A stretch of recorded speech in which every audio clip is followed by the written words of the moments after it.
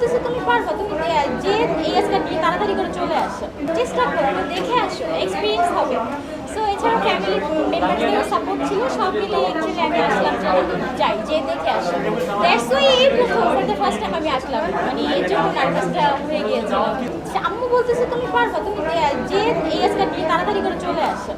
So মানে সব মিলে ঝিলে অ্যাকচুয়ালি আমার না ওরকম মানে আজকে প্রিপারেশন ছিল না। আম্মু একটু হসপিটালাইজ, আম্মুর একটু চোখে অপারেশন হয়েছে গত পরশুদিন। এছাড়া সব মিলিয়ে একটু অতটা আমি মানে হ্যাপি ছিলাম না, বাট টোটালটা এখন ভালো লাগছে।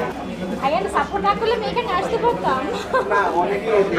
আমার থেকেও উনি বেশি, উনি বলে তুমি যাও, কেন যাচ্ছ না, সবাই যাচ্ছে, দেখো এই মেয়েগুলো যাচ্ছে, তুমি যাচ্ছ না, তোমার যাওয়া উচিত, তুমি যাও।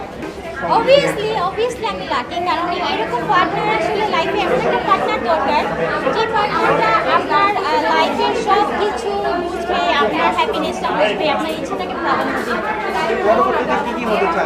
সামনে কি অভিনয়ের কোনো কিছু আছে, তার নাটক, সিনেমা? অ্যাকচুয়ালি আমি আমার প্রেজেন্টটাকে সবসময় বয়ে নেই, সামনে যেটা হয় সেটা অ্যাকসেপ্ট করে নিই। সো যেটা হবে সেটা হয়ে যাবে, তখন আপনারা দেখবেন। আমার মনে হয়েছে অ্যাকচুয়ালি এখান থেকে অনেক কিছু শিখতে পারবো। আমি যদি এখানে আমি এমন না যে আমি ইচ্ছা করছি যে হ্যাঁ আমি ফাইনালিস্টে মধ্যে একজন থাকবো, বাট এখানে যে প্রসেসটা, যে গ্রুমিংটা, সেখান থেকে কিন্তু অনেক কিছু শেখার আছে। সেটাই কিন্তু আমি আরও একবার নিজেকে প্রুভ করার, অন্য কোথাও যদি আমি এখানে না হয় অন্য কোথাও হয়তো বা হতে পারবো, বা এখানে আবার ট্রাই করবো যদি না।